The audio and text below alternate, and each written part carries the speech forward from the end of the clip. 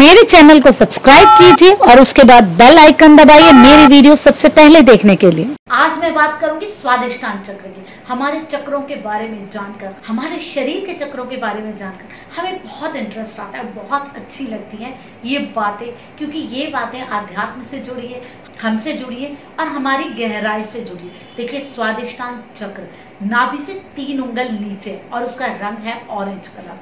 जितने भी हमारे जीवन के भोग है ना, सब के सब जुड़े हैं इस चक्र से।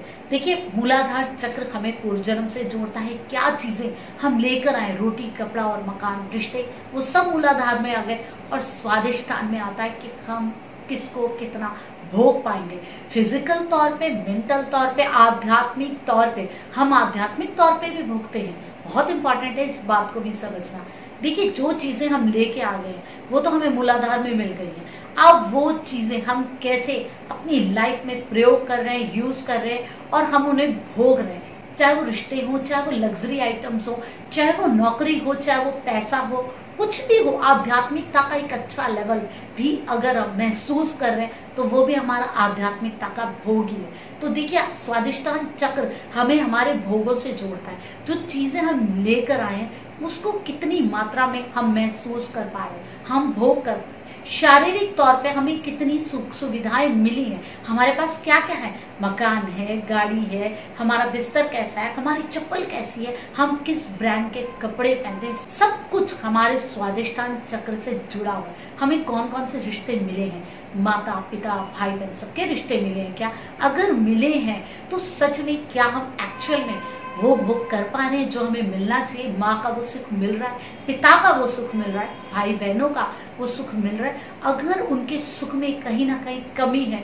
तो समझ लीजिए कि आपका स्वादिष्टान चक्र कहीं ना कहीं नेगेटिव है और उसमें कहीं ना कहीं नकारात्मकता है और आपको उसको भी हील करना है। शुरुआत आप मूलाधार से ही करेंगे, लेकिन हमें ये समझ तो आए कि ये बात हमारे किस चक्र से जुड़ी हुई है। हमारे भोग, चाहे वो रिश्ते के हों, चाहे वो शरीर के हो सकता है किसी के पास कोई रिश्ते ना मिले हो जीवन में, वो अनाथ हो, लेकिन उसके बाद भी जीवन में अचानक कभी ऐसा हो जाता है, बचपन में ही वो किसी ऐसी जगह चला जाता है, ऐसे लोगों से जुड़ जाता है कि उसे अनाथ होते हुए भी माता पिता भाई बहन सबका प्रेम मिल जाता है, क्योंकि वो जो उसका स्वादिष्टान चक्र है वो बहुत अच्छा है, उसमें बहुत सकारात्मकता है। चाहे उसके मूलाधार में उसको ना मिले हो वो रिश्ते, लेकिन वो स्वादिष्टान में लेकर आया ना वो सारी चीजें, उसको खून के रिश्ते नहीं मिले लेकिन बाकी चीजें मिली, तो मूलाधार में वो चीज तो आएगी कि इससे रिश्ते मिल रहे लेकिन खून के नहीं मिले। तो आप देखिए कि आप कितना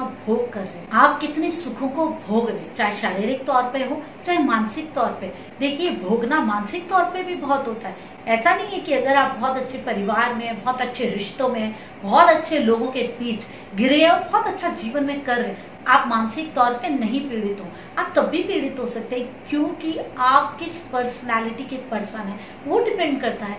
अगर आप उन सब चीज़ों को पसंद नहीं करते, आपकी पर्सनालिटी अलग है, तो आप उन चीज़ों में भी खुश नहीं रहेंगे। आपके जो भोग है वो आपको कितना सुख दे रहे हैं वो डिपेंड करता है आपकी मेंटल स्टेट पे।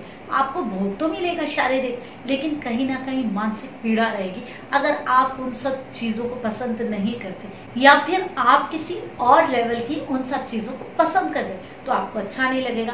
हो सकता है आपकी माँ आपको बहुत प्यार करती हो, वो आपको बहुत ज़्यादा प्यार करना ही ओवर प्रोटेक्टिव करना लगने लगे।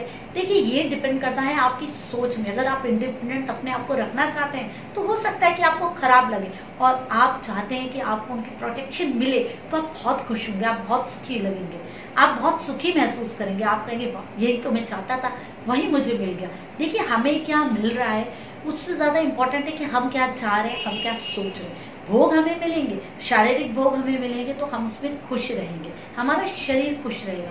मानसिक रूप से हम क्या सोचते हैं वो डिपेंड करता है हमारे भोगों पे। अब देखिए, आध्यात्मिक तौर पे भी हम बहुत कुछ अपने जीवन पे भोगते हैं, क्योंकि हम किस आध्यात्मिक प्रगति पर हैं, हम कहाँ स्टैंड करें वो बहुत इंपॉर्टेंट है। अगर हम बहुत अच्छी आध्यात्मिक मानसिकता से जुड़े हुए तो हमें जीवन में हर चीज़ बहुत ऊंचे स्तर की चाहिए होगी। अगर हमें नहीं मिलेगी तो हमें आध्यात्मिक शांति नहीं मिलेगी, कहीं ना कहीं हम अपने लिए कुछ कोना ढूंढेंगे। हम चाहेंगे कि हमें कहीं हमारी आध्यात्मिक प्यास को बुझाने का रास्ता मिले। हम मंदिर जाएंगे, ऐसे लोगों से जुड़ेंगे जो कि हमारी आध्यात्मिकता को समझ सकें और महसूस कर सकें। हर चीज़ हमारी पर्सनैलिटी पे डिपेंड करती है। तो भोग तो हमें मिलेंगे अगर हमारा ये चक्र अच्छा है, लेकिन हम उसे कैसे ले रहे हैं, कैसे महसूस कर रहे हैं, वो डिपेंड करता है हमारी पर्सनैलिटी पे। उम्मीद करती हूँ कि आप स्वादिष्टान चक्र के बारे में बहुत कुछ जान गए। आज के लिए इतना ही। मैं फिर आप लोगों से बहुत सारी ऐसी आपकी बातें लेकर के आऊँगी। मैं डॉक्टर रमा। नमस्कार।